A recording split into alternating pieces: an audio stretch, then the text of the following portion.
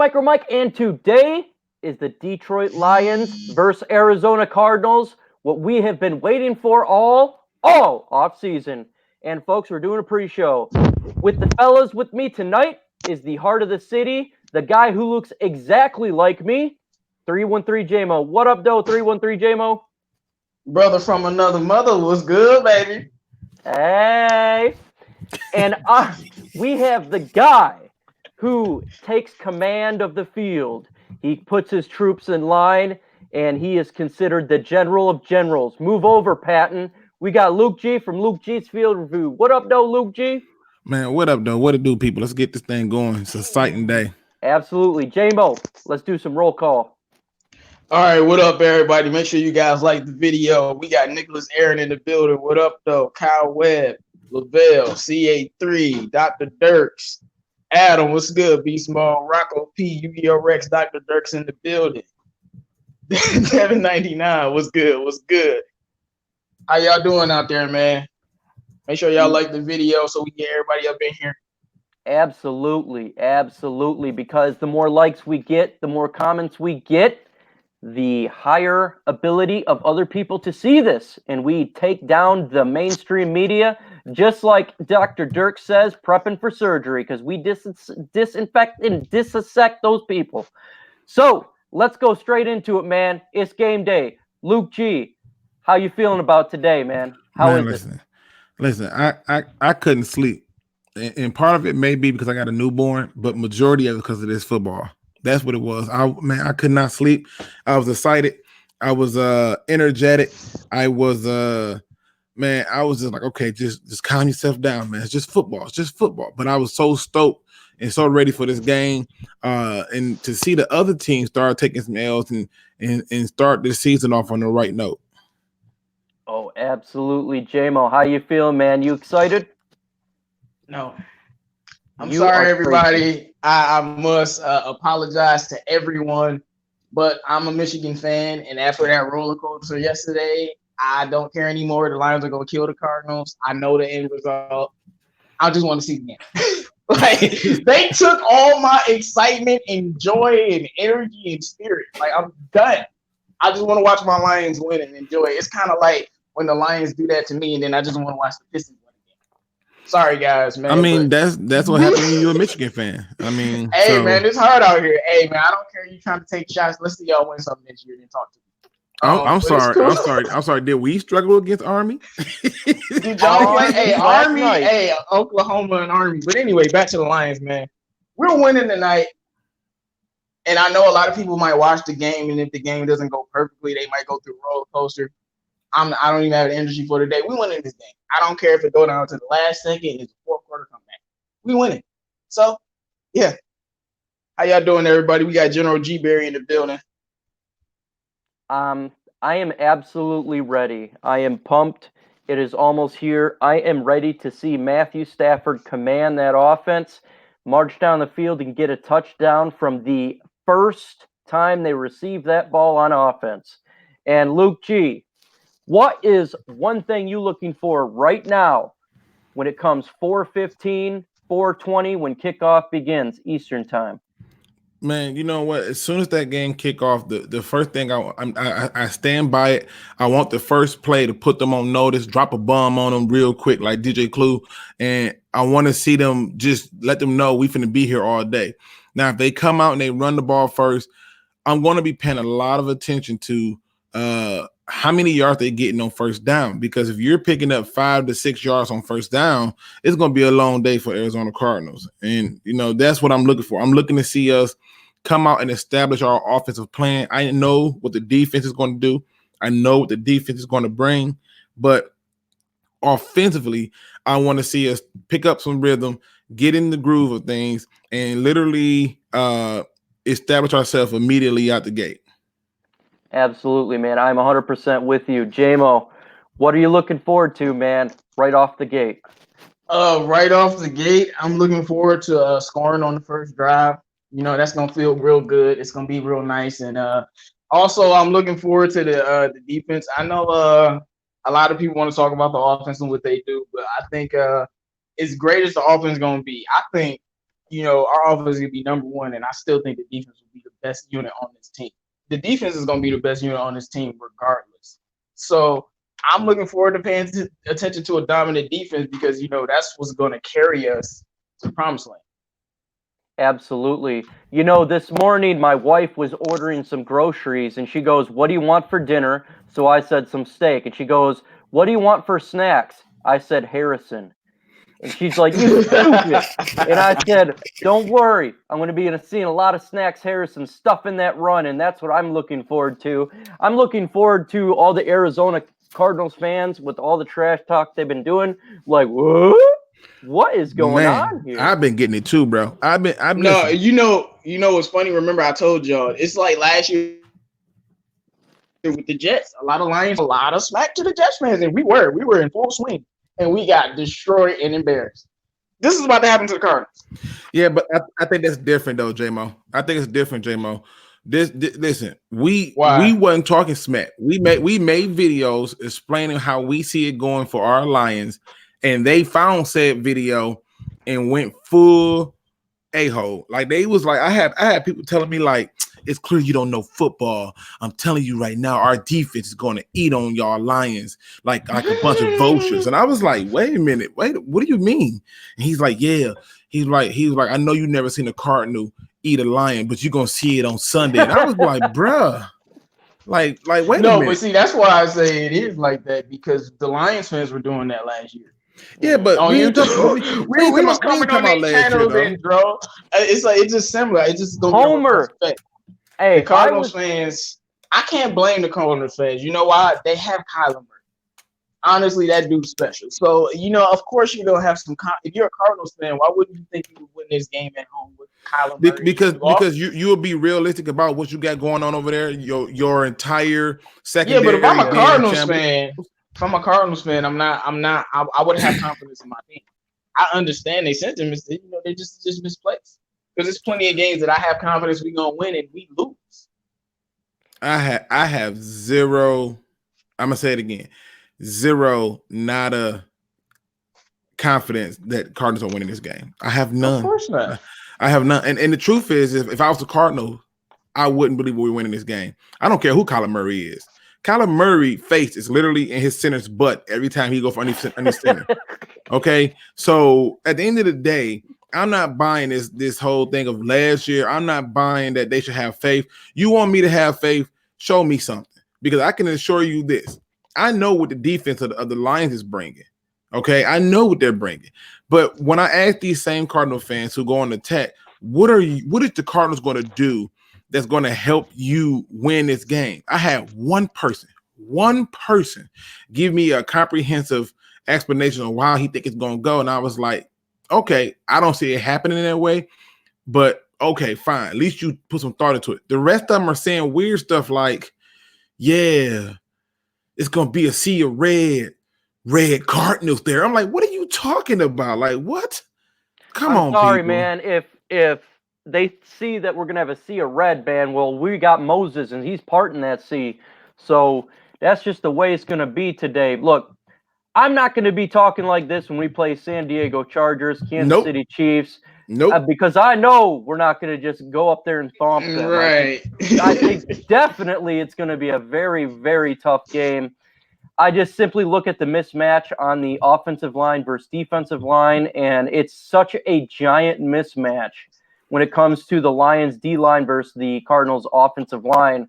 That's how you win games, man. And if you got such a mismatch, like the best versus the worst, that's going to be a long day. Now, if our offensive line was the worst going against, say, the next team we play is the best, I would be scared. I would be scared for Matthew Stafford. And I would definitely not be thinking we're just going to blow a team out. Absolutely. Right. And one thing I would be paying attention to is if our offensive line, doesn't play well in this game and we still win by 20, then I'm going to be concerned for the next game for sure because they have a great D-line. So we just got to pay attention to everything, man. Now listen, really quick. We got 24 thumbs up, 42 people in here. Let's make sure we get those likes up, people, so we can get that going. Go tell a friend that the Detroit Lions pregame show is now on. I know the game don't start until 425 or something like that. But nonetheless, you know, we got a lot to talk about. It's a lot of stuff going on in the NFL world, and a lot And of stuff folks, going on. this will be the normal schedule. Every time the Lions game, we are going to do a pre-show and a post-game show, as well as me doing play-by-play. So just put this on your calendar, and understand that the DSA is repping and bringing you the content that you so want so bad. Now, let me also put this out there real quick, and I hope he's not upset, but General G Berry, if you see him in the chat, you're going to want to go and click on his name, okay? Because General G Berry is getting ready to get into the YouTube game. Woo! And I want to make sure that y'all don't miss no Detroit media outlet that's going to be representing the Detroit sporting world, and General G Berry is going to toss his hat in the arena. And I want to make sure that he understands that DSA is 100% behind him and support him, and cannot wait for him to get things going. So shout out to you, General G Berry. Can't wait for you to launch the channel. But if you have not subscribed, just simply click on his name in the chat and hit that subscribe button. Absolutely, man. JGB reps. Right, man. Shout out to JGB, man. Go ahead, JMO. I was gonna say, man, one thing that I am excited about this game, even though what Michigan did to me, is TJ Hawkinson, because I'm so sick of Lions fans. That's all, and how they hate on every first round pick that we get. I hope TJ Hawkinson the greatest tight end ever, just so they can suck it. Because I hope he has a great game today. Because I still have Lions fans. Oh, he's just he's a guy. I just it irks me so bad that they don't want to look at the facts. And I hope he has the best game out of anyone. They say he's just another guy. Oh, they don't know what's coming today. Holy smokes. TJ Hawkinson is going to light it up. Man, the guy, I can't wait. I can't wait, man. If they actually assume he's just some another guy, another tight end, an Eric E. Bum, they crazy. I mean, man. You won't believe me what these fans told me about Jared Davis. And they still was talking smack about Jared Davis to this year. And I'm like, are you not seeing the growth of a great linebacker? Like, what are you looking at? But how Lions fans are, man. Yeah, I think what you're seeing is a fan base who is got a lot of fear. They have a lot of fear, and when you have a lot of fear going on, it can be a little bit of a challenge for you. I think a lot of people are afraid because they felt like, oh, we had good teams and we didn't get it done, and and I always tell people, when you look at that fear and you look at that history, ask yourself, did they have the good coach to go with it? And if you believe that, yeah, they did, then you have to ask yourself, did they have the good offensive coordinator to go with it? Did they have the good defensive coordinator to go with it? See, people forget during the Peyton Manning eras, they had the good OC, the good head coach, and the good defensive coordinator. And then you look at the New England Patriots, they got a good OC, a good defensive coordinator, and a good head coach. So those little things right there are what you're seeing. It's a trauma thing, I'll give you a perfect example. When I was little, I used to be really good at doing backflips until I landed on my neck and heard that crunch sound. You can't get me to lean upside down without me panicking. I mean, the fear is real. Yeah, and one thing is the quarterback is the ultimate deodorant. So with Stafford, is like fans try to compare this era to the other eras, and they don't realize if he wasn't on the team, he would literally be 3-13 every year. And so a lot of these teams that they think were good teams weren't good teams. A lot of these teams. If you just look at it from a roster perspective, and then the coaching isn't good. So you have a subpar roster and your coaching is average at best. And you have a few great players, Stafford, Slade, Ziggy when he was healthy, Calvin Sue. Wow. What are they going to do by themselves as a team game? Yeah, it's a total team game. It's one of those things where I literally call it the human body. Football is the human body. If any part of it is weak, the body becomes weak, So if the heart ain't pumping right, your brain gonna be in trouble. If your brain decides to forget something, then your heart and the rest of your organs gonna be in trouble. And it goes hand in hand with each other. It's back and forth. So I think you're spot on, but a lot of that comes with people having the having that trauma, and they don't know how to get past it. So I'm not surprised, and that's why I find it funny, because as bad as that team looked in Arizona, and all of the nuanced pieces that all the new pieces that they got going on, that fan base is excited for this team. Like, they have Kyler Murray. what does That's that why. mean? What does that mean? Kyler Murray is a franchise quarterback. Listen, I got toilet paper. I mean, should I be excited? When Lions fans got Stafford, we knew we were gonna suck, but they were excited. They got a franchise quarterback. No, they booed Stafford when we drafted him. What you talking about? Yeah, and then what happened after the Cleveland game? They booed him some more. No, they didn't know he got hurt. Like, what you mean? Like, fans were very excited about Stafford, and it's Kyler Murray. You got to understand, when your fan base has been trash, and you get a franchise quarterback, it's different, and it is. I mean, I don't even know if they've ever had a franchise quarterback. Oh, I'm excited to see what Kyler Murray does this year, and I can understand their excitement. He can struggle all this year, but that dude's gonna be nice as long as he can stay healthy. If not, if he get injured, but if he stay healthy, he's gonna be nice. He gonna have to get through this trash coach. They'll fire him in a couple years, and then that's when he'll really take off. Because Cliff Kingsbury is not the guy. look, that's why we win in this game. Look, J-Mo doing it again. Look, look, he'll stop. We be like, oh, he done. And then you'll say something, J-Mo be like, no, I ain't done yet. Hold on. Hold that thought. Hold that thought. Now you got to give people time to breathe, bro. My bad. And think about their thoughts as they formulate.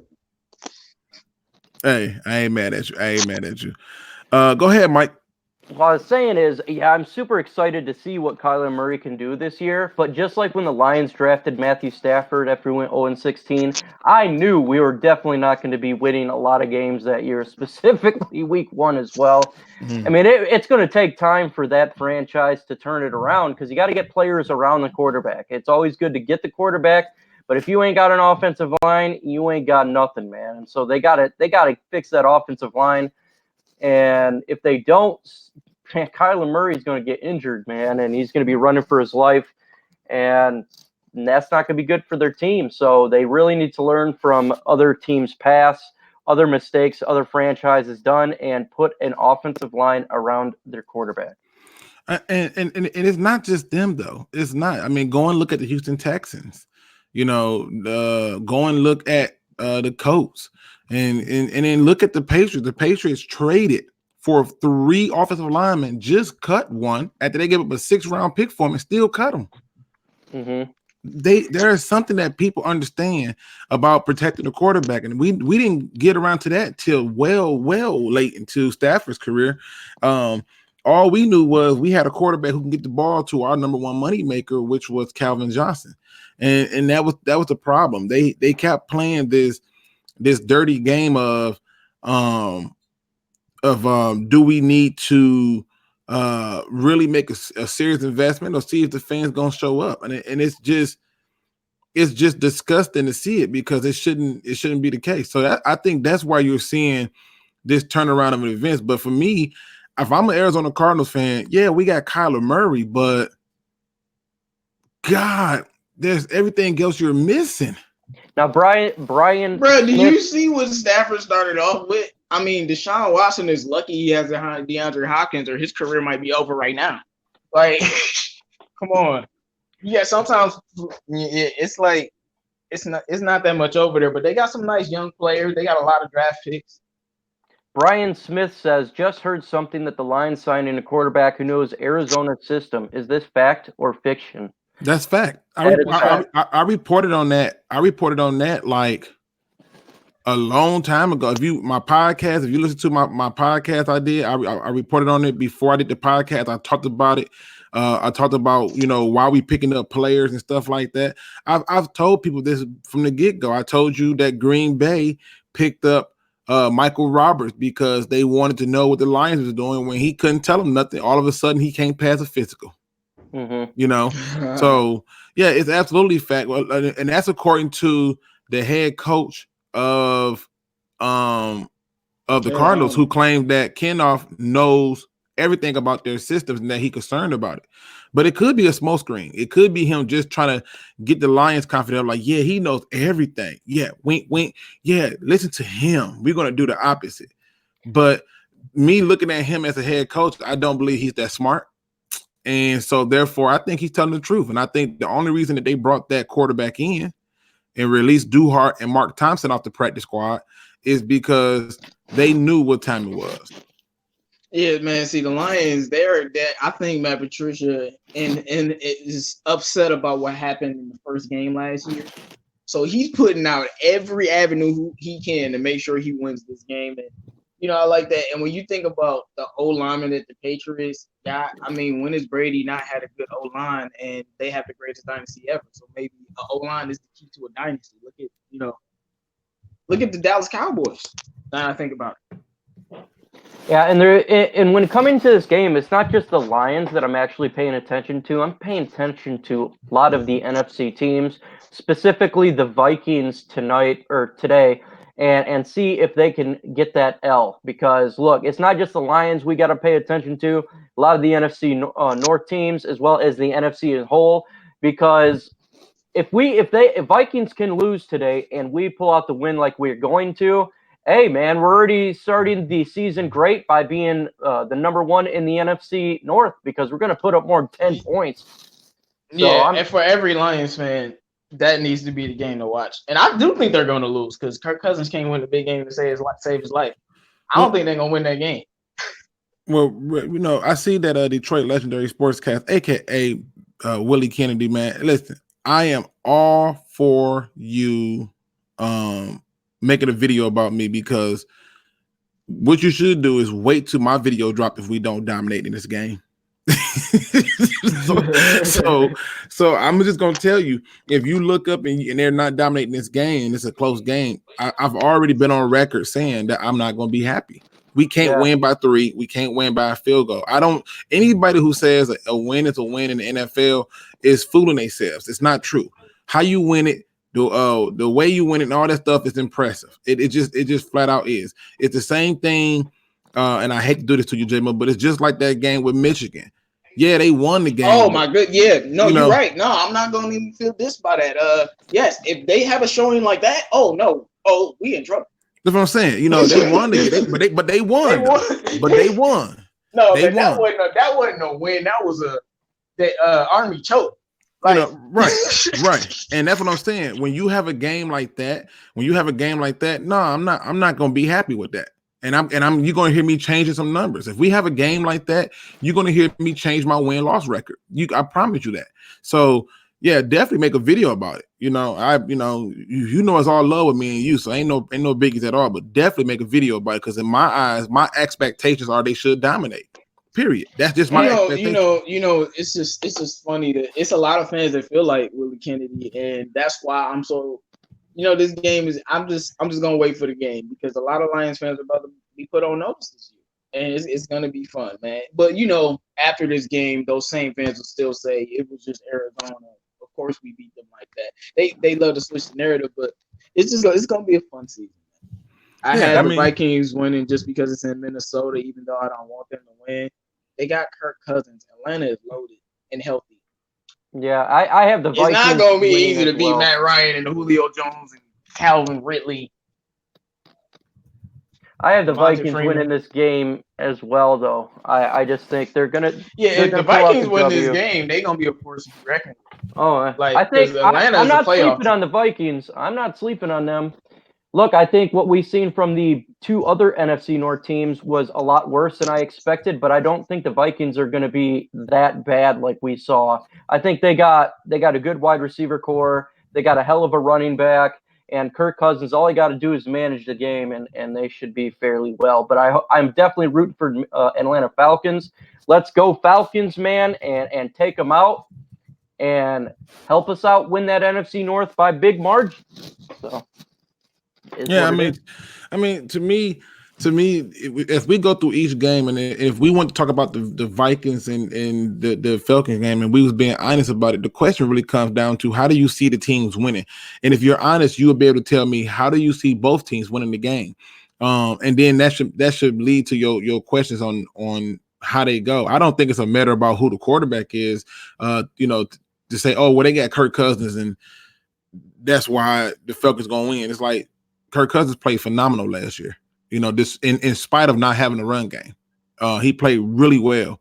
And how many games did they win? I mean, but you're doing the same thing that people do that want to hate on Stafford, and that's we don't want to. I watched Kirk Cousins in these games. If you watch Kirk Cousins in those games, then you know Kirk Cousins played good last year. Yeah, that's why Adam Thielen was snapping on him on the sideline. Kirk Cousins missed a lot of key throws.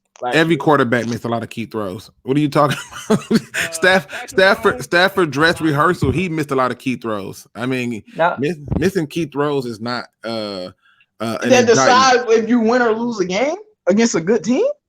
At the end of the day, you have to keep in mind that they did not have a lot of the pieces that a team would need to win. But for the most part, Kirk Cousins did a phenomenal job last year. That's what I'm saying. If you watch those games, then you have to know that that he did a phenomenal job. He did, and that's without a run game. He was literally Matthew Stafford last year. Did he have games where he was inconsistent? Yep, Stafford does the same thing. Zach Cook says Matthew Stafford 23 for 30 for 279 yards and 1 touchdown. That's a great idea, folks. What do you think Matthew Stafford's going to get today, JMO? What do you think his numbers are going to look like? And I know personally I could care less about numbers as long as you get a W, but I'm just curious to think what you think Matthew Stafford's going to get, and we can go through other players too on the team as well. Mm-hmm. Yeah, man, those are insane numbers. Now, Yep. Oh, anyway, it's really hard to predict because you don't know what philosophy the Lions are going to come into the game with. Are they going to run the ball or are they going to pass the ball because they're weak there?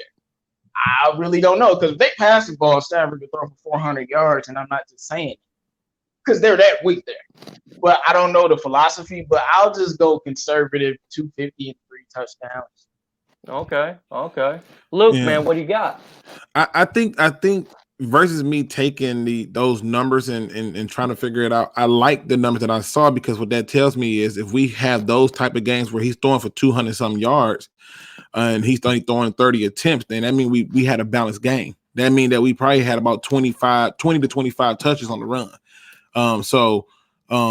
I heard this thing the other day where the Cardinals saying that they want to run about 90 plays a game, and I think the average a game for a team is about 80 or something like that, and they want to speed it up. The Lions want to slow it down, and so they want to have less possessions by controlling the time of possession.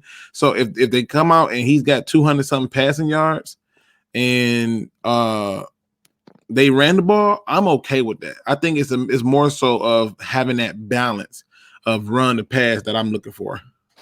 Yeah, that's definitely kind of what we're going to expect to with Darrell Bevell, and I think Kerryon Johnson's going to get fed. I think he's going to break the 100 mark. I think Kerryon's going to get 125 yards on the ground and a touchdown. What do you guys got for Kerryon Johnson in our run game, Luke G? You know what? Honestly, I think Kerryon should break the 100-yard mark today, easily. But I don't think Kerryon gets 24 touches. If he do, I'd be excited. That's good. But I think he breaks the 100-yard mark, and I think he gets 1 touchdown. I think what you're going to see a lot of is he's going to have 1 big run this game. That's where he's going to get a lot of those big yards from. But after that, you're going to get a whole lot of Ty Johnson, a whole lot of C.J. Anderson. Like I said, this is one of those games where everybody should eat. They should be literally like little giants rolling people in and out to get the win off rip. You know what I mean? So for me, if he comes out and let's say the first drive and they run the ball, say 4 times and he's averaging like 4 to 5 yards on first down or something like that, yeah, he might break that 150 mark. Absolutely. That would be so awesome to see him. I mean, this could end up like the Dolphins game. He broke 150 and Stafford had a great game. But with Kerryon, I think he's only gonna get 16 touches. It's small sample size, but the Lions are undefeated when he gets 15 touches. But I think he's gonna get 16 touches, and then they'll split the carries between the other backs. but I do think he's going to get 100 yards in a touchdown in this game. Now, I got an interesting question. After this game, when the Lions win, and I believe again we're going to win big, what do you think the reaction is going to be from the local media, from freak like Carlos Manure? What do you think about Mike Valenti and the mainstream media? My prediction is they're going to say it was the Cardinals. There's nothing really to see here. They're still 8-8 team, a 7-9 team, and Kyler Murray was looking really bad. Don't think the Lions were good. That's my prediction. Well, if you listen to all those media sources, all of them have the Lions winning this game. So if we win, I wouldn't expect them to be surprised or impressed unless we won in like such a dominant fashion that you have to be impressed. Because like certain teams, it don't matter how weak a team is. If you do certain things to certain teams in certain games, it's gonna stand out regardless. Like we win, like 45-7. They're gonna have to say positive things about this game, and I actually think they will probably have more confidence going into the Chargers. I think they would jump on the bandwagon if we won that big. But I don't know if we're gonna win that big. Other than that, I don't expect them to give us any credit because they are all picking us to win this game. Well, I think you hit the nail on the head. If this is why, when legendary sportscast, come out, aka Willie Kennedy, come out and say, if they don't dominate, I'm gonna make a video about you, Luke. Make it, because I'm gonna be on that video going off. My expectations are too high.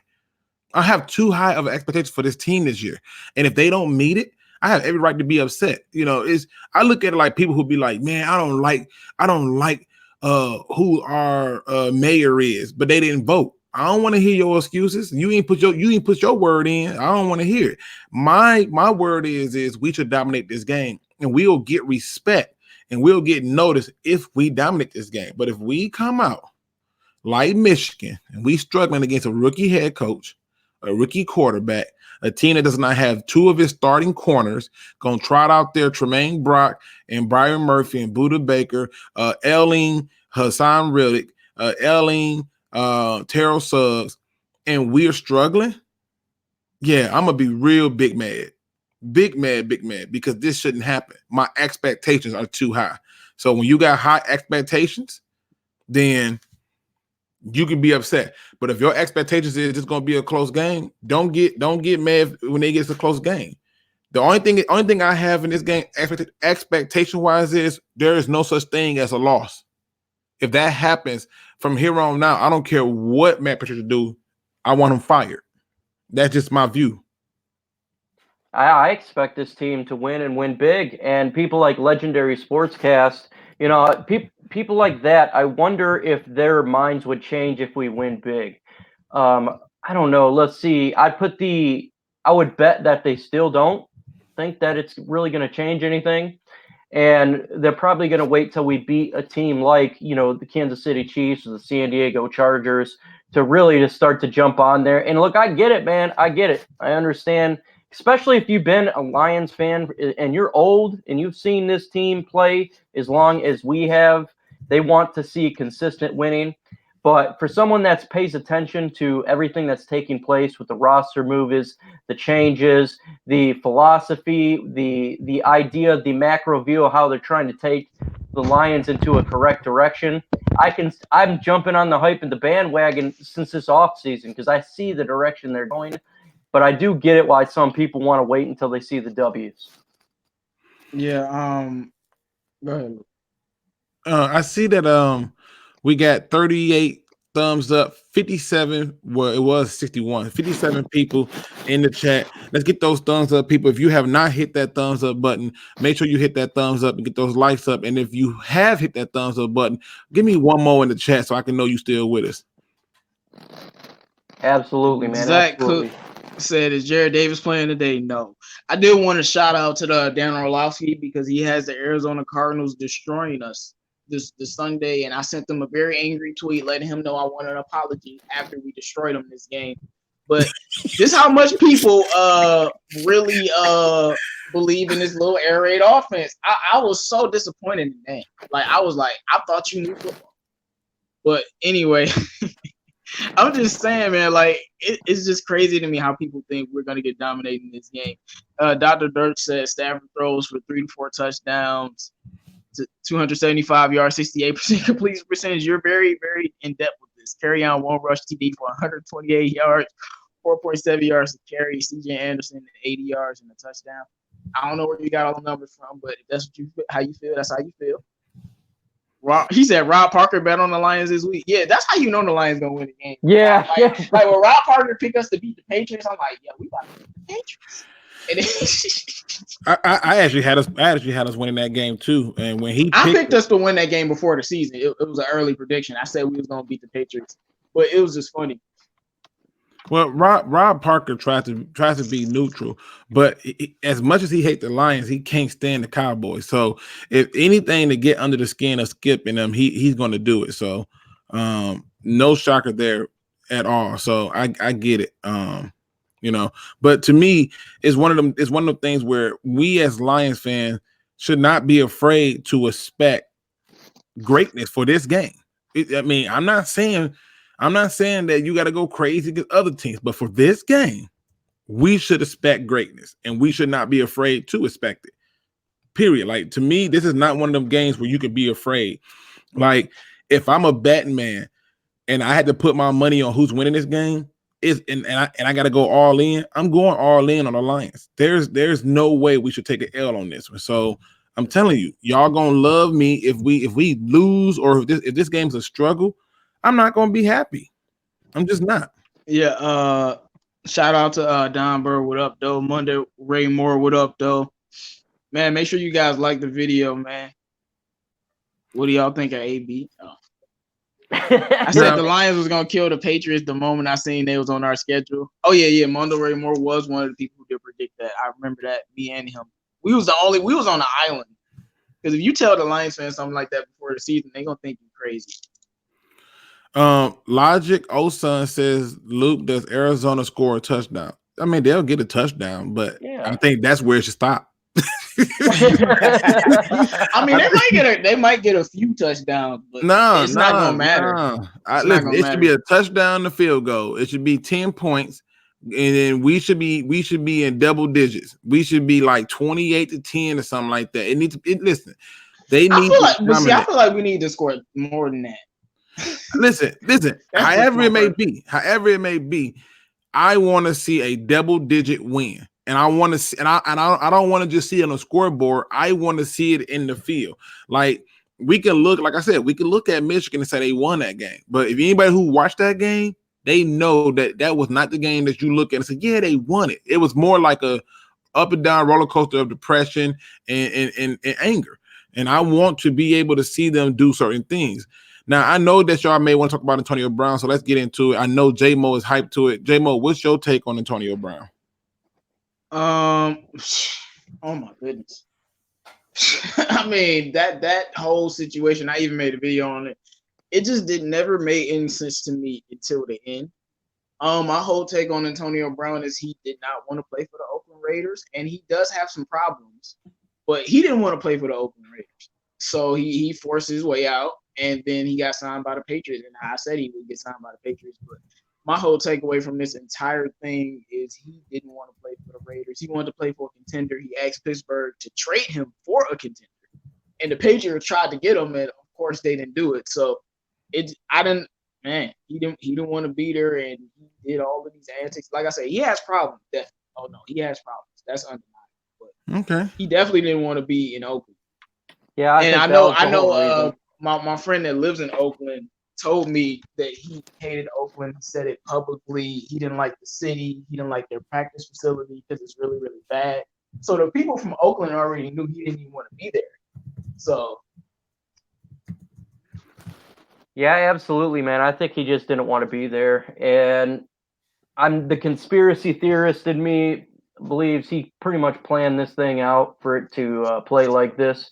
And everything that was taking place, man, this dude just didn't want to be there, man. He was trying to get off that team. So he tried to do sense, though. If you want to get off that team, wouldn't you do that crazy stuff? No, because I'm not crazy, man. I'm just saying, like, it makes some sort of sense because why would the Raiders let go of Antonio Brown? They wouldn't unless you acted up to the point to force them to let you. Now, Hard Work Dedication's got a really good question, and it says, explain the air raid offense a little bit for me. Luke G, can you help him out a little bit? Yeah, so basically with the air raid offense has been around for years, people. It has, I'm talking about like you can go all the way back to the Rams and keep going back to so many, it's been around for a while. The way the air raid offense works is you get a bunch of highly skilled receivers and tight ends and a pass catching running back. And they need to have speed, good route running, and hands. And what you do is you spread teams out. You may come out in a 4 receiver set with 1 running back in the back with you to kind of be like a safety net. Now he's going to have what's called a delayed read where he's sitting there looking to see if anybody come in, and if not, he sneaks out the backfield. And what you want to do is you want to get people running crossing routes and different things to expose the man coverage and to find the gaps in the zone by having people run crossing routes and run their routes in a way where they can run and sit for the pass. The problem is Arizona don't have that. And in order for that to work, you have to have an offensive line to buy time. And if you do not have the offensive line to buy time, then you're going to literally sit there and die by this approach because everything you're doing is trying to live through the air. That's not going to work. You have to have a run game in there to put some respect to it. Otherwise, teams are just going to back up and sit on routes. And I think that this idea that, he's bringing something new in is not new. He's trying to establish it, but he has to get all the pieces. And he started off doing that by getting the Andy Isabella to go with Kirk, by getting the Hakeem Butler to go with them two. He got Larry Fitzgerald, who's going to play the slot. So he's got the route runner and Fitzgerald and Andy Isabella with the speed and route running, but he doesn't have the offensive line to buy time. So I expect it to be dead. So if the Chiefs ran the air raid offense, it would be a problem because they have the offensive line and they have all of the weapons. Yeah, the air raid offense, and the reason why a lot of defensive coordinators are laughing at it is because some of those routes take time to develop. So the quarterback has to be able to sit back there. Now we know that Kyler Murray has got some legs to move, but if he's going to be throwing on the run a lot, you know what I mean, then that's not good for them. You know what I'm saying? It's not good for them. But I did want to address the Antonio Brown thing because I didn't give a take on it, and I know I said it to you guys off air, but I think that was the biggest mistake. I think that was the biggest mistake Antonio Brown made, and I think it's the biggest mistake the Patriots made. One, the mistake for the Patriots is now it's going to be all kind of investigations into tampering because that was mighty interesting how that all unfolded. Mighty interesting. So I think that's bad. But 2, you're already dealing with one head case and Josh Gordon. Now you're going to bring this guy in. Okay. And their number 1 target is who? Julian Edelman. So I think you're going to start to see an offense forcing the ball to who? Antonio Brown. But here's where this is a bad idea, in my opinion, for Antonio Brown. It's a bad idea for him because he can't have one outburst because what's going to happen is one outburst and he gets released for any reason. Let's say New England just decide, we didn't even need him in the first place. We're going to release him. And they release him. His career will be done because now the question becomes, if you couldn't make it in New England, you can't make it nowhere. And I think that's bad for both parties. He shouldn't even have went to now hold on, wait.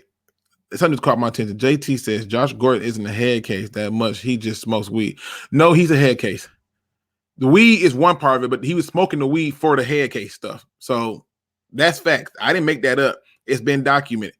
He was smoking the weed to deal with the head stuff. That's what I mean by head case. He got some issues going on over there, and you bring in AB. I just think the moment he acts a fool, the ball ain't going his way, they losing, it don't work out. it's going to be a dumpster fire, and I think they should stay away from it. I think they're the New England Patriots, and they'll be fine. Yeah, I'm thinking they're going to be fairly fine, man. And I think I'm glad that he went to the AFC. I'll just put it that way. He's a head case, but having Tom Brady and him together, FML if you are an AFC fan or a team in the AFC, because oh man, the New England Patriots just got better. And if it doesn't work out, they just release him. It's no big deal. And the part about the releasing part is every person that knows anything about football knows if they release them, it's not going to affect them. The Patriots, they'll still be in the Super Bowl or in the AFC Championship game, no matter what. So this just puts them over the top.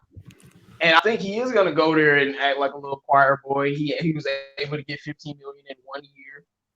He won his money. He's going to go there and act like a choir boy, and the Patriots going to be even better than he thought they would. Yeah, see, I'm not even looking at the release part of it in terms of saying the release is going to hurt the Patriots. I'm talking about it hurts Antonio Brown. If he gets released there from that team, I'm telling you, it happened with so many other people. And I know they was older, like Chad Johnson. I know he was older.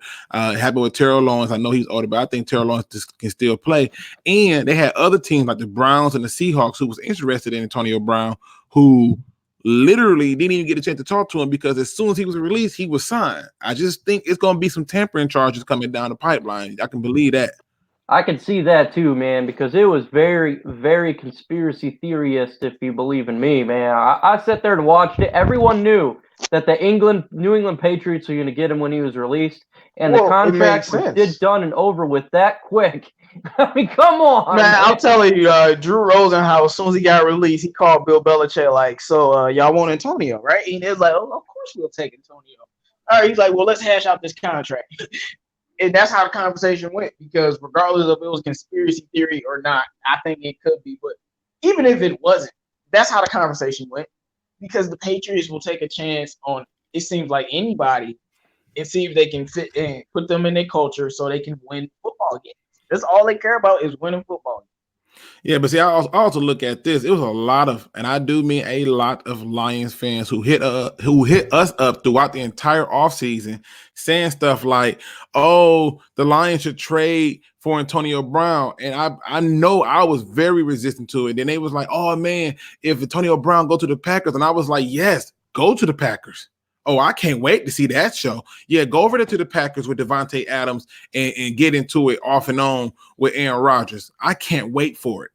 I mean, the man literally disregarded his head coach and started calling his own plays in the second quarter. Yeah, and it was still Lions fans mad that we didn't get Antonio Brown. And then all they were saying, well, yeah, the Patriots are the winners. They're the best organization in the league. And they got Antonio Brown. That's how you win, and we're losers because we didn't get him. I'm like, I was just talking about how great. I mean, this might be the best Lions locker room I've seen in like 15 years. I just feel like our locker room is amazing right now. The strongest I've seen it.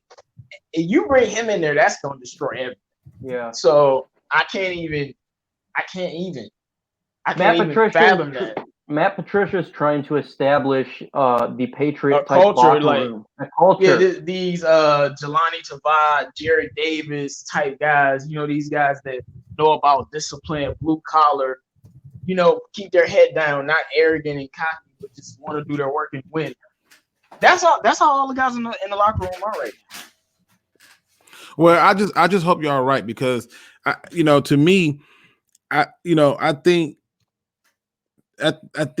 Antonio Brown, a lot of people think he's going to be quiet. They're not going to tolerate it. I know they're not going to tolerate it, but that's why I think this is bad for him, because if for any reason he gets upset or frustrated, he's going to have to learn how to internally deal with it.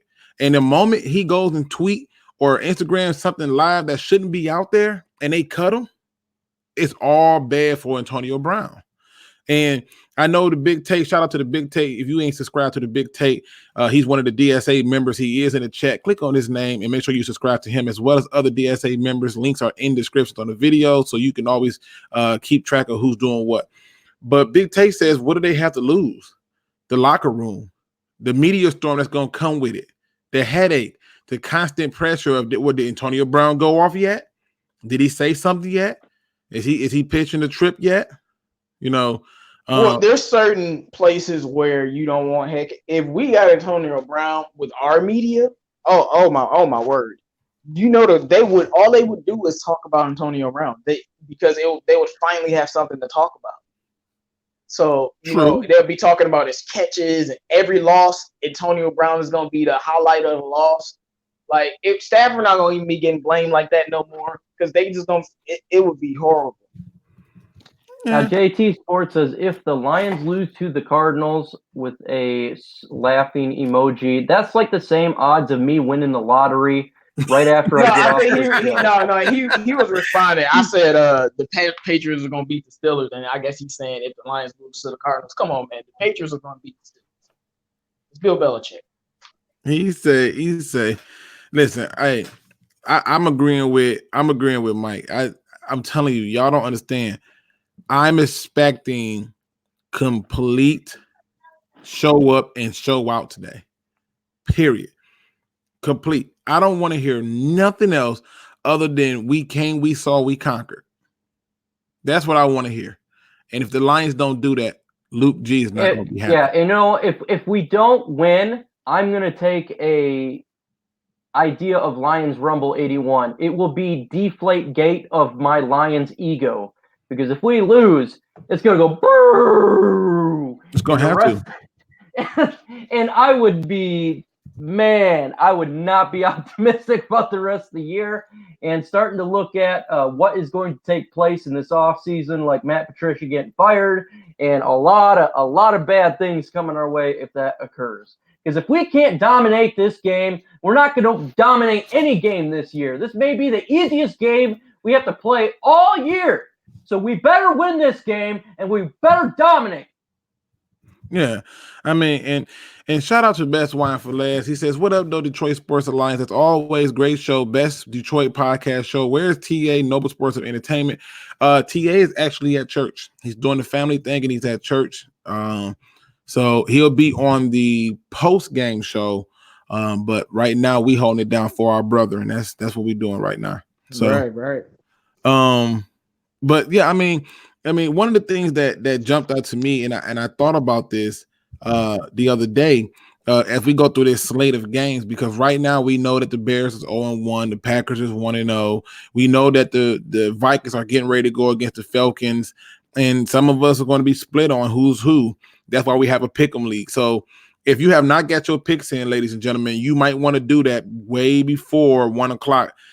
If you are in my pick'em league right now, I am not winning. J-Mo, you ain't winning right now neither. So and Mike ain't winning neither. So make sure you go and click on that pick'em league. But with all those games that's coming out, man, I mean, what are y'all expectations? I mean, like dead to right expectations. I mean, are y'all expecting a total beatdown, or are y'all saying that, hey, I expect it to be a competitive game? Because for me, I don't even want to see competitive. I want to see us beat them down, let them know that we here and we out. I want to see a beatdown.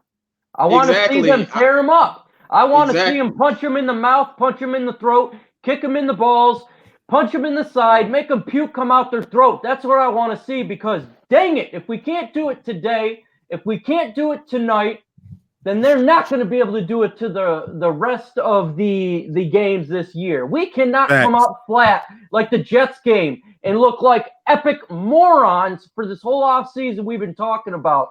I have watched what they did last offseason. They did absolutely nothing. I knew they were going to suck because they're changing the culture. They went 6-10. I predicted 6-10. What I see them doing this offseason by picking up all the free agents, by the draft, by the moves, the changes that they made, they did it to kick the NFL in the balls and show them that the Detroit Lions is back. And tonight is our first game of taking the NFC North, taking the NFL by storm, and bringing Detroit back to the map. Bringing Detroit, starting that engine, putting that Nas in there, and making this bad boy turnover, and all the Lions fans and all of us finally get redemption for everything that's been crapped on us for the last 4 or 5 months and 4 or 5,000 minutes and years and times of getting crapped on throughout this whole time I have been alive. and it starts tonight where we win. Hey Mike, when I drop my rap album, that's gonna be my intro. That's how you got you gotta come that hard. Let's go. Let's get it. Oh my goodness. Detroit Drew, what it do, man? Yeah, Detroit oh Drew is in the building. Man. Nicholas Aaron's in the building. I mean, look, he said you already knew that was gonna set him off. And look, Rich Law said, he done brought that military up out of my head. I'm just telling you, man. Letting you know. Listen, the truth is we should not be afraid as fans. Listen, if not now, then when? What's the game that they supposed to show up and show out on? What's the game that you feel like they should dominate? If it's not this game, you're gonna tell me there is one more game on the schedule now because of certain things, but when? Oakland. Okay, and when we play Oakland, what week is that? Like week what? 9, 10? 7. 7? Okay, so you tell me we gotta wait till week 7 for us to feel like it's gonna be a domination. In the meantime, no, you don't gotta wait because we play the Packers. I'm just saying, wait till the Packers game come up. I'm gonna be talking. I'm just saying, but see, to me, division games should be competitive. Like that's how I see it. To me, a division game should be competitive. We should not be competitive in a game against the Cardinals. We should just be able to go in and establish ourselves. And if we can't do that, we got problems. And I'm not going to act like it's acceptable for anything less. Everybody in the chat, let me know what you think because I've been thinking about this game. My unsung hero in this game is gonna be Marvin Jones. It's like he's not even on the team anymore. And this dude is either gonna be going against like a fourth receiver, like cornerback, Tremaine. Marvin Jones might end up being a player of the game because I don't think anybody can cover him. He's the best route runner at the receiver position. I know Amendola, but deep down the field, I think he's gonna be really great this game, man. Those guys in the chat, the unsung hero in this game. Let me know what you think, man. Now, for me, if I had to pick an unsung hero, it's got to be Tracy Walker because they're gonna test him a lot with the amount of passes that they're gonna do, and they're gonna try to sprinkle in a few runs, and he's gonna have to come up and let them know that I'm still here. You thought I wasn't gonna be here when the run come, but I'm still here. So for me, Tracy Walker's gonna have to have a huge game because they're gonna try to attack him. If you look at our secondary, who's the one person you want to attack the most? It's got to be Tracy Walker. You know, especially if you once you get past the linebacker. See, they're gonna have to attack the linebackers with the tight end. But once that comes to fail, the next person to attack would be the safety. My unsung hero, it's going to be Frank Ragnow in the center position, moving that offensive line, helping Stafford out by reading the defense and getting that ball going forward with opening big holes. And, man, I just think the offensive line is going to do much better this year, and it starts with Frank Ragnow, placed in the center position where he belongs. That's where he played in college. And it's really going to open up the running game and thus, in turn, going to open up the pass game. And I just think having Frank Ragnow in there, healed, fresh, ready to go, and pushing that defensive line back, it's really going to help us win this game. And not a lot of people talk about the big boys up front, but I will. And I think Frank Ragnow is going to start having a great season this year, week 1 against the Cardinals in a couple hours. All right. Now, look, ladies and gentlemen, we got 60 people in the chat, 57 thumbs up. Let's get that above 60. Let's get that above 60. So make sure you hit that thumbs up. And as always, give me a thumbs up in the chat if you're still with me. So this question right here, or this statement, I should say, from Ellen Gray. The key is offensive coordinator Bevel is whether he lets Stafford be the quarterback he is, or try to make him somebody else like Joe Lombardi. You know, I think there are a lot of question marks when it comes to this coaching staff. The fact that Bevel has been out for a while, and the fact that Matt Patricia, you know, was learning on the job, but did he really learn? For me, I have no problem with that statement. I think Darrell Bevel is going to have to call a game that makes sense, and he's going to have to make it work. He's going to have to play to Matthew Stafford's strengths. So I'm going to be looking to see if at any point in time in the game he speeds the tempo up and we go no huddle. If I see that, then I have no doubt that Darrell Bevel was the number one guy for this job. Yeah, I have two teams that I think about that with the way the offense that he runs, we should be the way he runs Stafford should be either like the Saints do with Drew Brees, but maybe let him air out a little bit more because Drew Brees has lost a step, or how the Rams do with Jared Goff, that dominant running back. And we know what Gurley does, but the Rams throw the ball a lot and they let him air it out. They go no huddle, and then they focus on the defense. So from a Bevel perspective, we definitely need to run the ball a lot, but we're gonna have to still be passing the ball. Yeah, I mean, We pass the ball more than we run still. Yeah, and I like even with looking at some of the comments that's coming in through the chat, man. I mean, you're seeing people say things like Rocco P. If we win, ESPN gonna act like it never happened. If the Cards win, they gonna be covering it all day. I mean, right? It's gonna Lions win and win big and blow them out.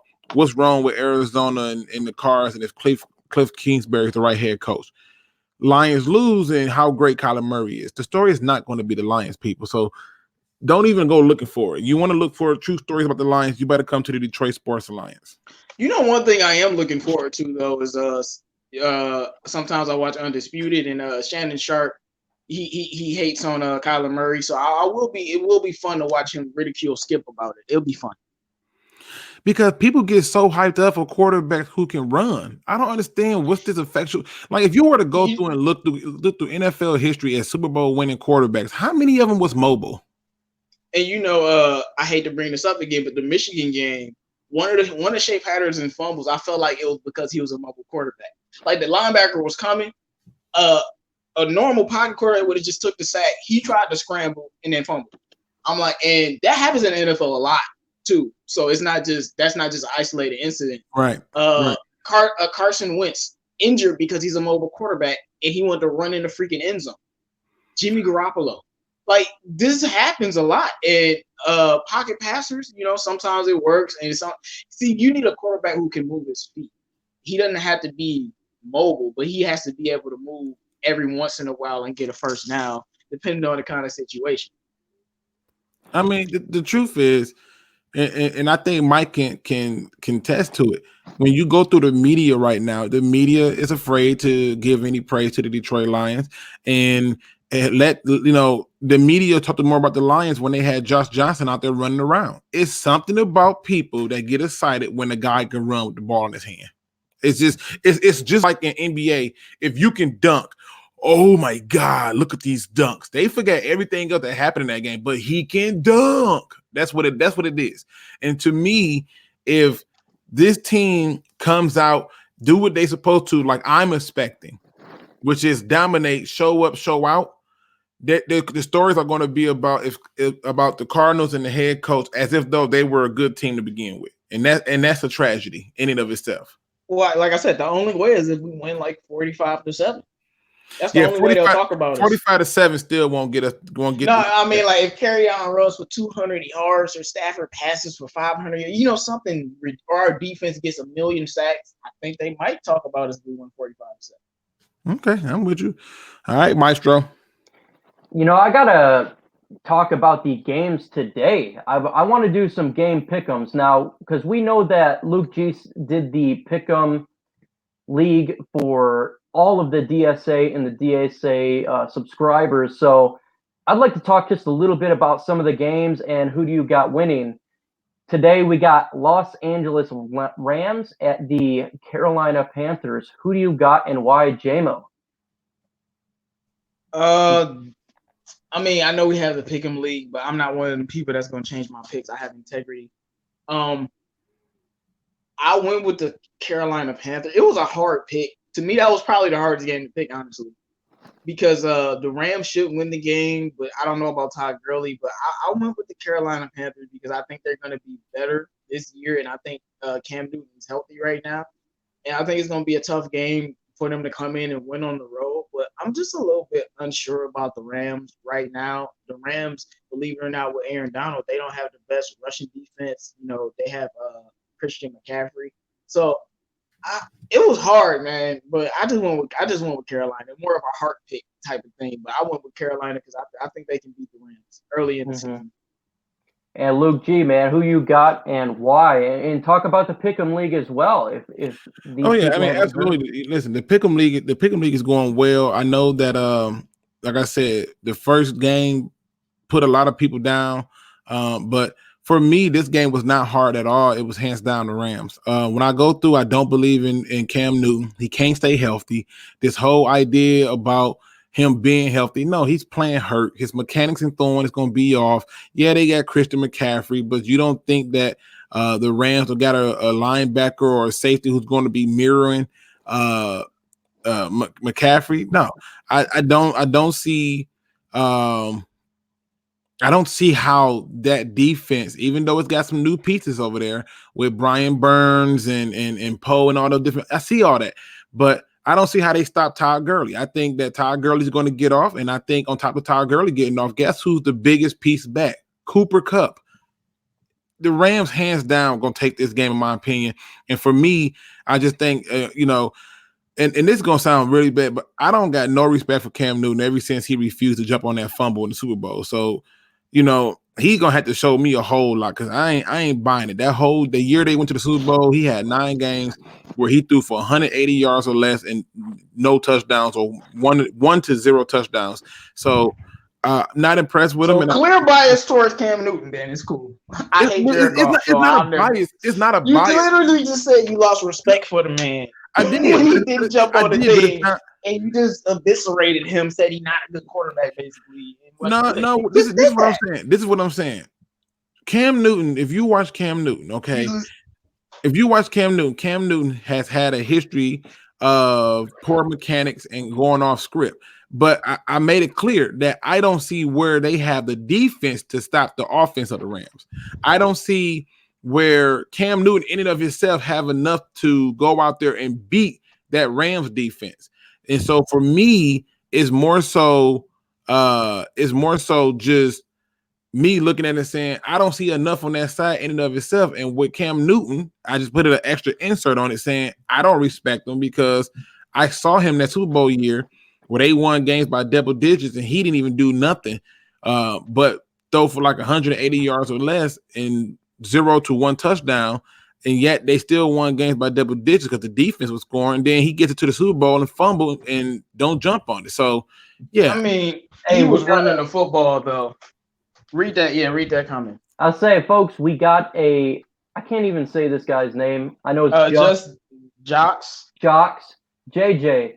We have here, cause we still here, first time commenter here.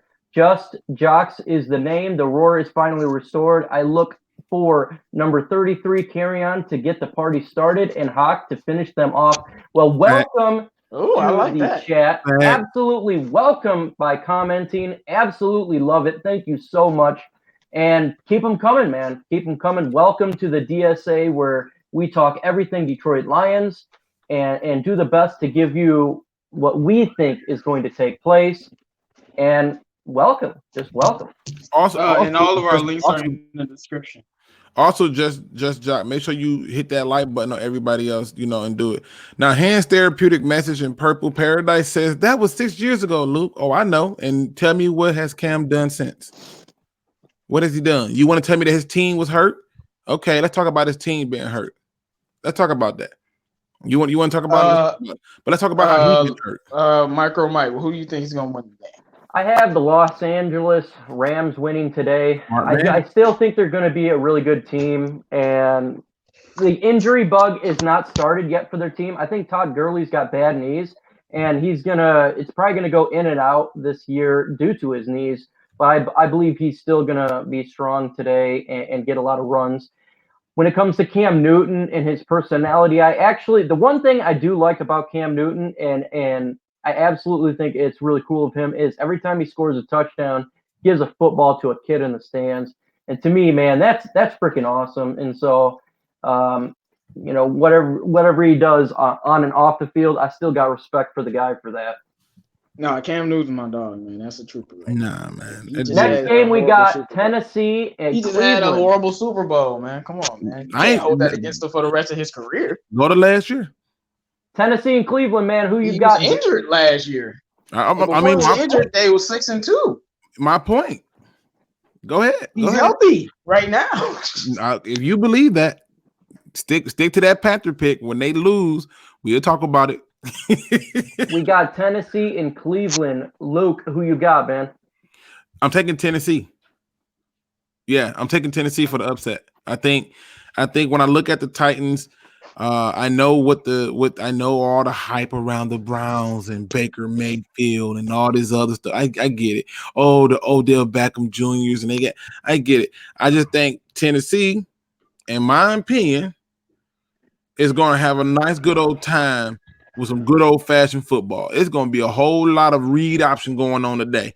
Read option, run down the throat, and I just don't see them adjusting to it. I just feel like the Browns, they got the talent to do it, but it's week 1, and we gonna find out where they will at when they got to try to keep playing like run defense. I just think that this is going to be old school smash mouth from Tennessee with a little few sprinkles in from the tight end spot. J-Mo, man, who you got? I got Cleveland destroying Tennessee in this game. My main thing is Myles Garrett. Their best offensive lineman is not playing because he got suspended.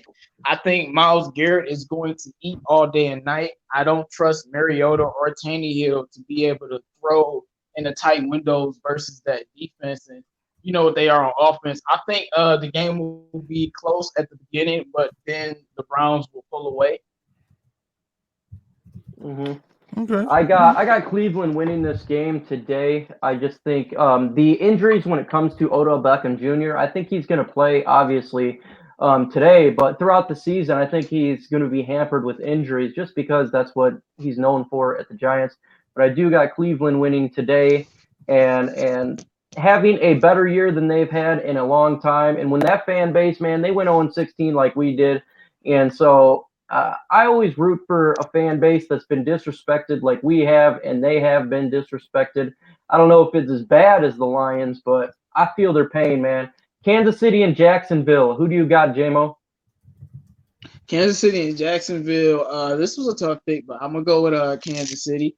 And mainly because I don't trust Jacksonville's running game. And I'm a huge Nick Foles fan, but I don't know if he'll be able to score enough points to offset the points that the Chiefs are going to put up.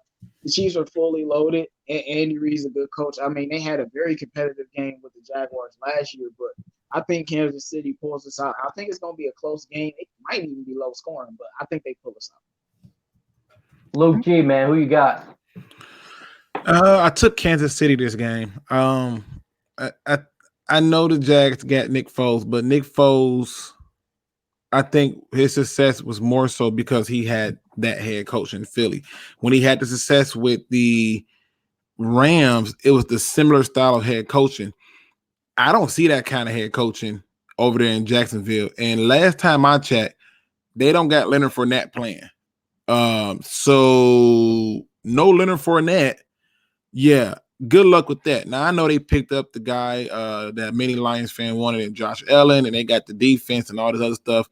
But I don't think you want to overly rush Patrick Mahomes. So, especially when he got Travis Kelce, and you already know that the Jacksonville Jaguars are one of the few teams that he didn't throw a touchdown against. But I think this is going to be one of the games where it's going to be totally different because they got a new weapon over there at running back that adds to the pass game. So you overrush if you want to, and you're going to get killed with the running back out the backfield. So I got Kansas City Chiefs winning this game. I'm with you. I got Kansas City winning this game. However, I do see it being a much closer game than a lot of people would expect. I think this is going to be a fun game. If you have a chance to watch it, if you got the NFL Red Zone, I think it's going to be really fun, man. I think Jacksonville does got a really good defense, and obviously Foles is much better than what they had before. But I do have Kansas City winning this game. The next game, I think everyone knows who's going to win this game, Baltimore and Miami. I'm good to Baltimore. There's not even a chance Miami's going to win this game. They're looking to win the first overall pick. Tank for Tua. You said they tanked it for somebody, huh? Yeah. Oh, yeah. I mean, I think we're in agreement with that. Yeah, I just think Kansas City got. I just think it's too much going on over there in Jacksonville, and too many pieces that's got to make sense for it. So Atlanta, Minnesota. Who you got, JMO? Well, yeah, I'm going with the Atlanta Falcons. I think they're loaded on both sides of the ball, and they looking like my opinion, anywhere from a 9-7 to a 12-4 type of team. Maybe they'll go 10-6, but I think they're going to cause a lot of trouble for the Vikings defensively. The Vikings defense won't be as good as it has in past years. It'll still be good, maybe like 12, 11, but it won't be as good. And the Falcons have so many offensive weapons. Their offensive line, they drafted 2 offensive linemen to fix their offensive line. And I think they're also good on defense. And this might be a high-scoring game, though, but I'm gonna take the Falcons. okay. I would like to just get through these game picks really quick and then go to the chat. But I have the Minnesota Vikings winning this game. I think, oh man, I don't want them winning this game. This is not something that I want. This is just something I believe, man. But I do have Minnesota winning this game. Luke G, what do you got? I got Vikings. Because of Kirk Cousins. I know J-Mo said, oh, they got Kirk Cousins, but no, it's because of Kirk Cousins they're winning this game. I think Atlanta is a very good pick. I don't think there's anything wrong with that. But when I go through and I look at this game, they got a healthy Delvin Cook, and I think that changes a lot, and people don't get it. And I like Minnesota's defense versus the Falcons' offense. I think that defense is going to let Matt Ryan know we here. And I'm not so sure that the Falcons defense is going to be able to let Kirk Cousins know we're here. So I'll take the Minnesota Vikings in that game. Awesome, man. Awesome. Yeah. Folks, open up the chat. You guys ask the questions and we shall answer. We'll easily just go through games really quick. I don't know why I said slip, but that was definitely a slip of the tongue. But yeah, so go ahead, guys. Just ask questions. We got about a half an hour left until it is the time where we get off, so we can get ready for the 1 o'clock games. And I know we're all excited. But next, we got the Buffalo and New York Jets. I got the New York Jets beating the Buffalo Bills. What do you got, JMO? This was tough, but I got the Jets. I think Le'Veon Bell is going to have a good game, and that's why they're going to win. What you got, Luke? I took the Jets. I mean, this is what I look at with the Jets. I like what's going on over there in Buffalo. I really do. But I think they made a mistake in letting LaShawn McCoy go. And because I agree with that. He hitting a lot of the flaws in their offensive line. And I think when I look at the Jets, they're going to play small ball, dink and dunk their way down the field, and then when you least expect it, they're going to hit you over the top. I expect for their receivers, particularly Anderson, to cause havoc. Like if you're a fantasy football player, you're going to want Anderson on your team. I expect for him to have a big game against the Buffalo Bills. Lions Rumble 81 says, what is your favorite game day food, fellas? Mine is pizza, man. I like to order Hungry Howie's and watch the game while I'm eating some pizza. I also like wings too. Usually what I do when I have friends come over is we have free beer and hot wings because there's a show that I listen to in Grand Rapids called Free Beer and Hot Wings. So that's what usually I have on Sundays, but I do like my pizza. Okay. Yeah, mine's is a combo. It's somewhat healthy, but it's a combo. I like to get Chipotle and Jimmy John's. I literally get me what's called like a naked sandwich, where it's just the lettuce and the meat and all the stuff from Jimmy John's, and then I'll get me like a nice little chicken bowl from Chipotle and some iced tea and some lemonade, and I'm good to go. That's my game day. I'm in focus mode. I can get it done. But that's my go-to food for me. What about you, J-Mo? I'm with what Mike said, getting pizza. I love Hungry Howie's, man. Getting pizza and eating wings, that's usually what I get, and for the games that I consider the games I'm most excited for, I eat steak. I wake up early in the morning and cook it and everything. I put it in the refrigerator the night before. It's for the games that I feel are special. Like maybe, but other than that, man, it's pizza, man. What the Lions should do to take control of this game, Luke G. by Rocco Pete. Run the ball.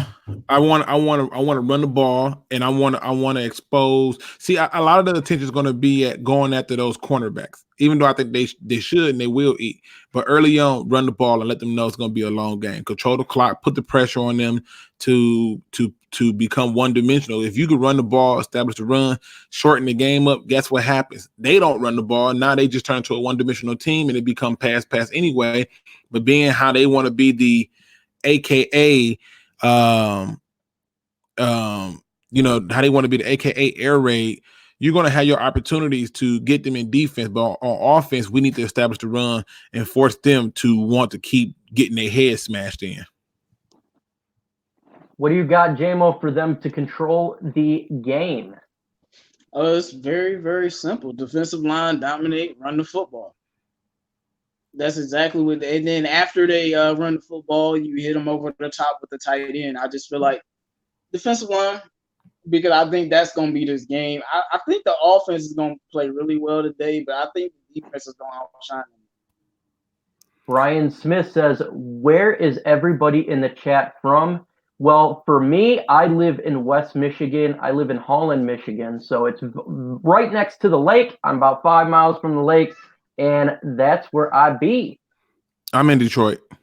Right. I'm in the city. I'm in the city.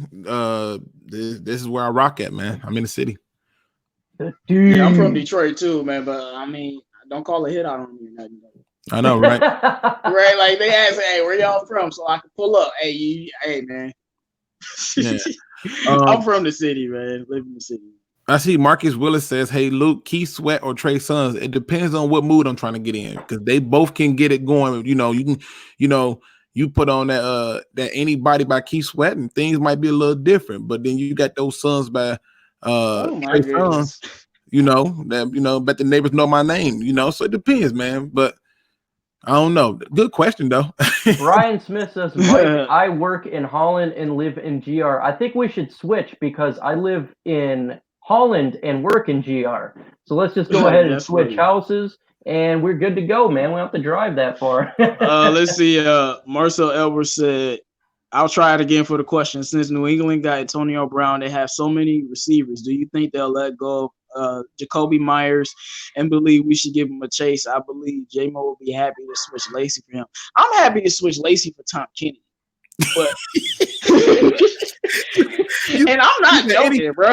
Anybody can get that one, huh? But Duhart, but no, Philip Dorsett and Jacoby Myers. Now that Antonio Brown got there, we possibly could get either one of those guys. I would take either one of those guys. I like Jacoby Myers. I like Dorsett's speed. I think they'll bring a nice value to the team. Yeah, I mean, I think that's a no-brainer. I mean, at this point, I don't think they release Jacoby Myers at all, to be honest with you. I think what you'll see is they'll release somebody else. Like, I thought they was going to release Jonathan Jones, but to get Antonio Brown, they restructured and gave him another contract that somehow freed up money and was still less money for Jonathan Jones. So he was one of the guys I thought that would get released and the Lions would target. Dynamite says, what do the Panthers do to beat the Rams? It's going to have to come down to passing the ball. They're not going to be able to run against the Rams. It's going to have to come down to passing the ball. They're going to have to pass the ball, and the tight end, what's his name? Greg Olsen. He's going to have a huge game, him and the receivers. And if that don't happen, it's going to be a long day. And they're going to have to stop Todd Gurley from running. Yeah, I'm sounding like an old man with my philosophy, but play great defense and Christian McCaffrey running the ball and being good in the passing game. I think that's how they win the game.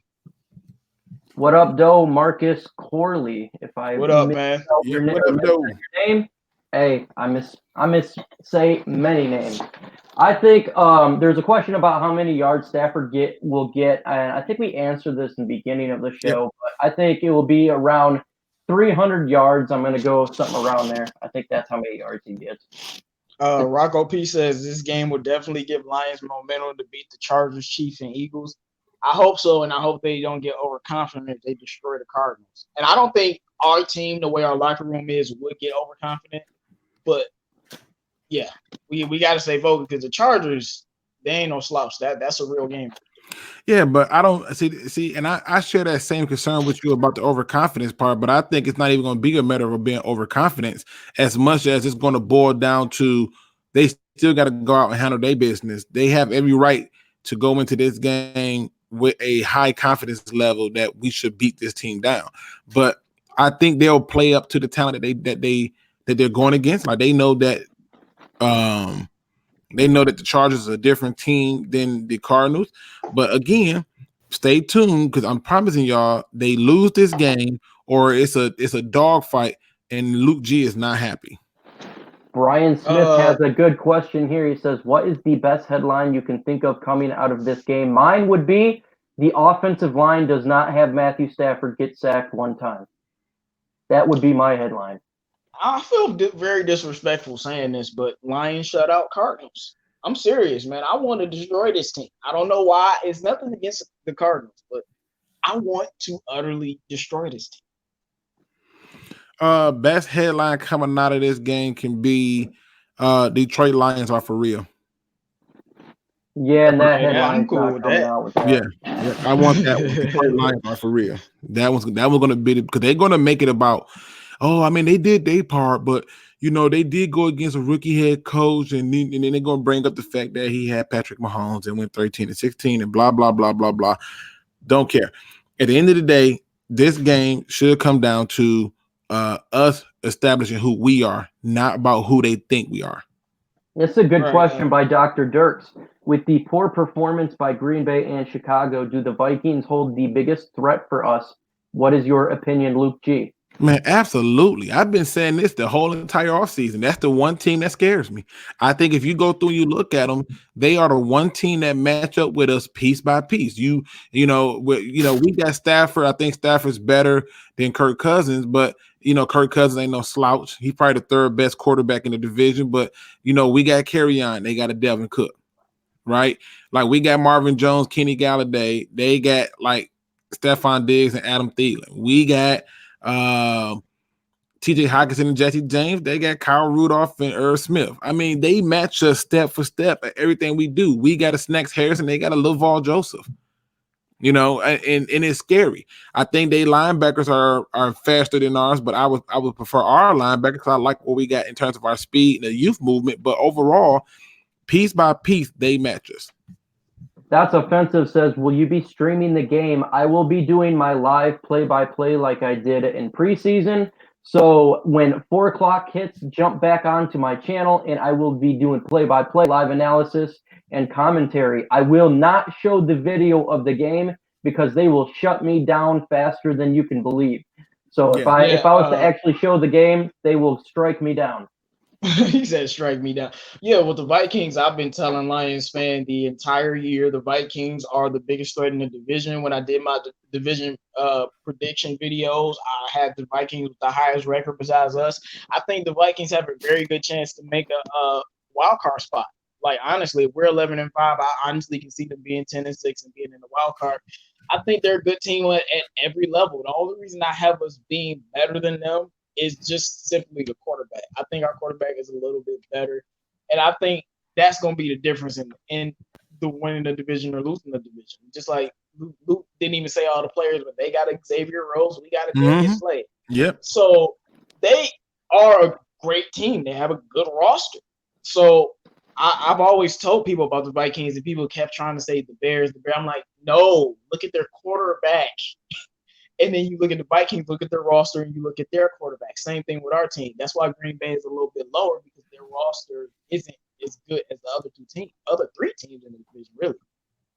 And they have a good head coach in Mike Zimmer. I think I respect Mike Zimmer. Yeah, Mike Zimmer is a very good head coach. And I think Crimson Shadow makes a very good point that adds to what we all are saying, which is it all depends on Minnesota, how they're coaching the run game. If they run, it's like Green Bay and Chicago week 1, then they're in trouble.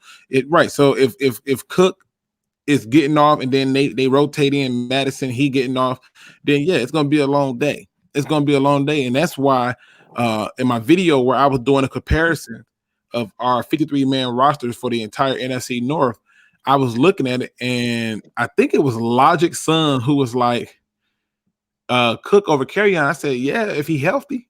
Yeah, and I'm gonna tell you why. I love Kerryon Johnson. I think he'd be one of the best running backs in this league.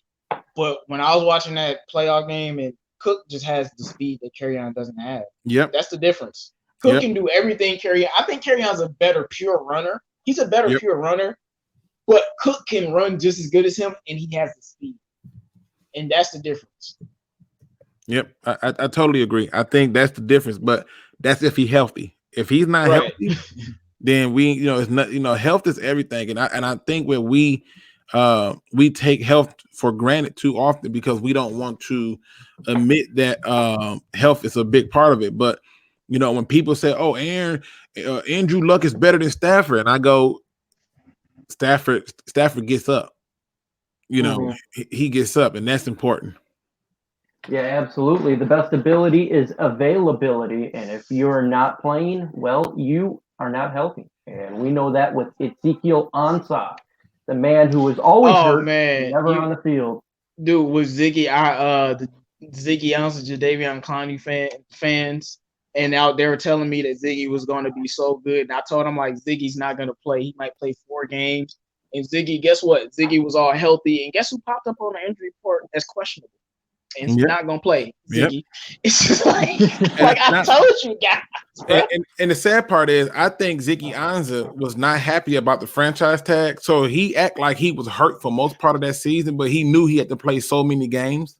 And I think what ended up happening was he thought, okay, well, I'll get out of Detroit unscathed and I'll go to the other team. But then those injuries caught right back up to him, and I'm like, Ziggy, and I tell people all the time, Ziggy didn't do nothing since Sue left.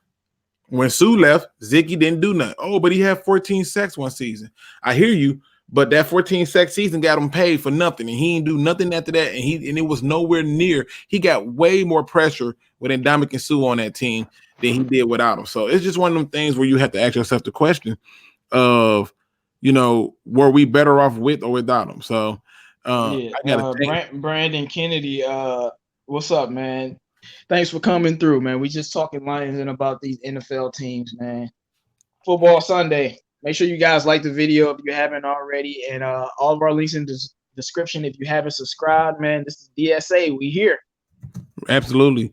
And we also got 63 people in the chat. If you have not hit that like button, hit that like button, ladies and gentlemen. We're trying to get this thing up to at least 80 likes. Make sure you hit that like button, and also make sure that you subscribe to the DSA members, man, because I'm telling you, when the game is over, you're going to go looking around to try to find news for it, and you're going to get the same story, win, lose, or draw. They suck. They wasn't very good. This was bad. You're going to want to come here because we're going to do post game on my channel. Also, make sure that you check out Micro Mike's channel. We say 4 o'clock. When he do the play-by-play, you do not want to miss it. He be into it. Like, he can't sit down. He don't want to use the bathroom. It's crazy. It's crazy.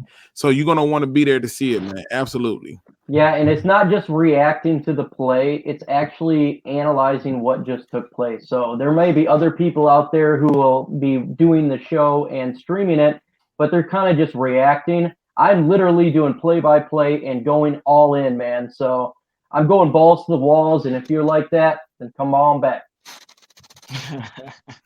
Yeah, so I like what Ernest Thomas said. Patricia said from the start, keep talking about those other guys. That's how I know we about to be quiet, scary, good, because nobody really knows about our roster. And what's funny thing is, it's not like we didn't do everything in free agency to make the roster better. They just ignore the roster. They just say you're the Lions. They just ignore it. So it should be a very fun game today.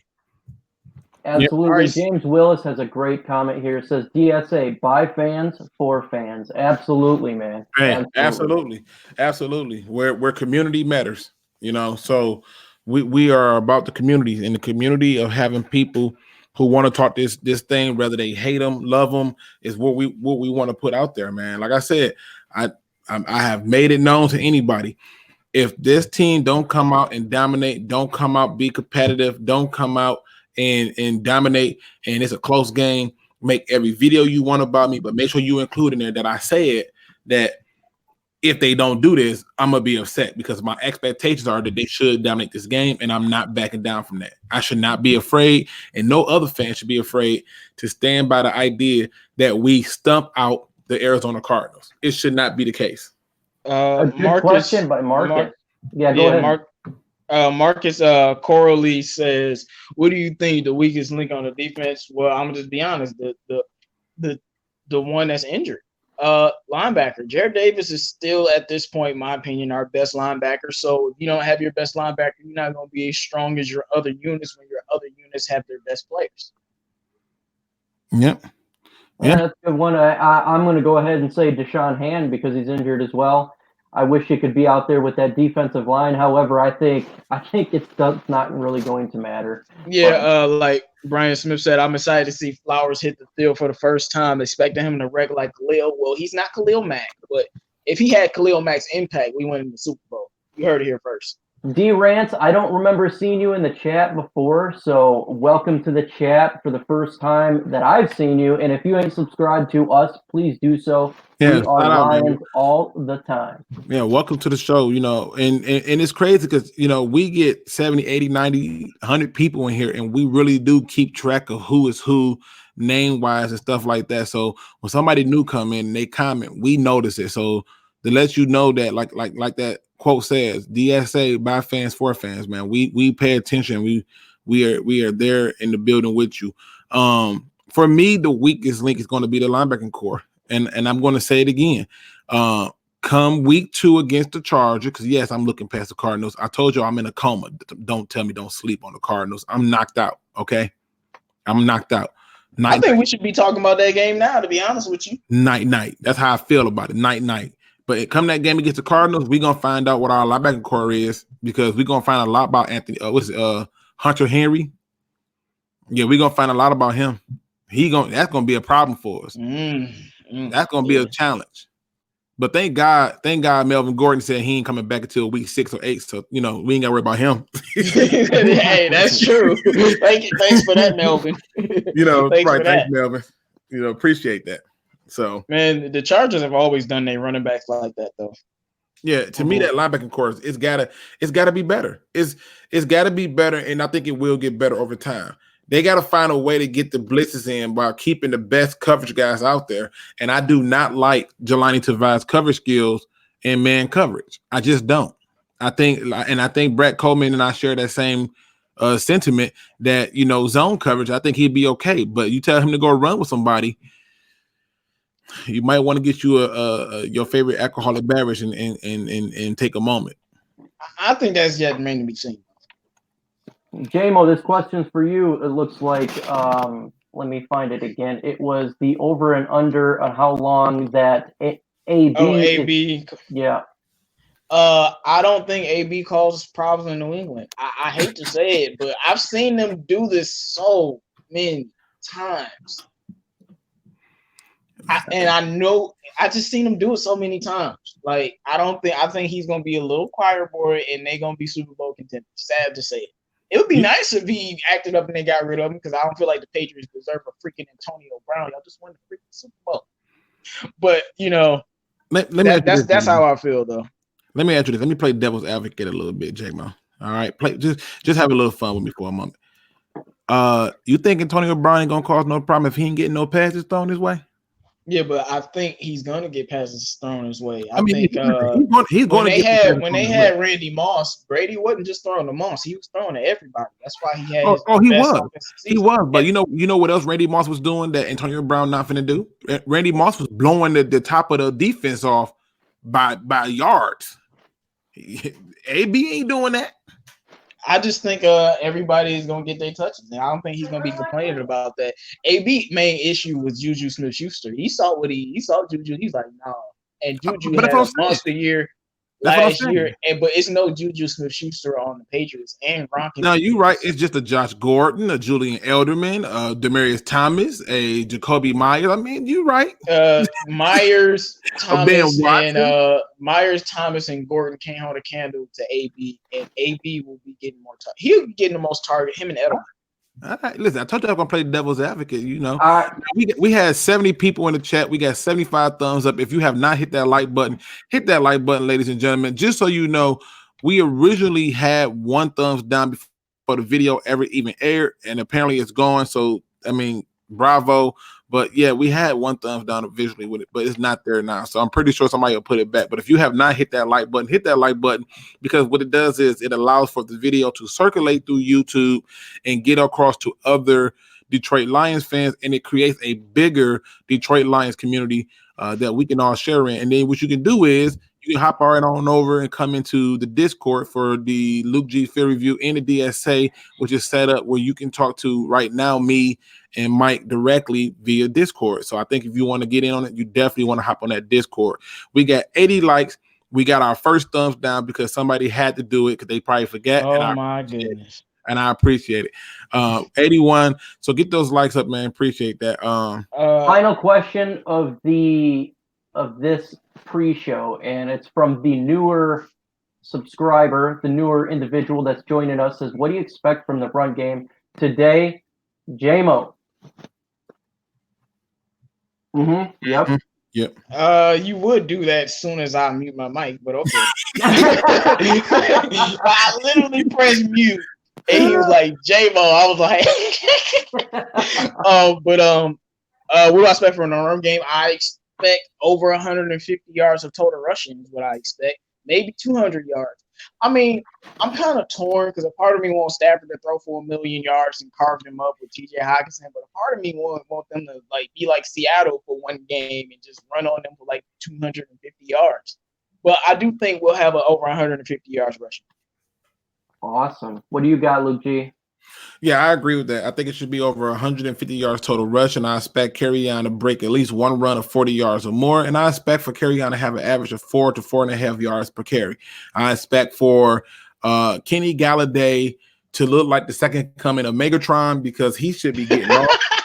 He should be getting off. I'm serious, because the question becomes, who do you put on who? If you put the rookie on if you put the rookie on Kenny Galladay, he should kill him.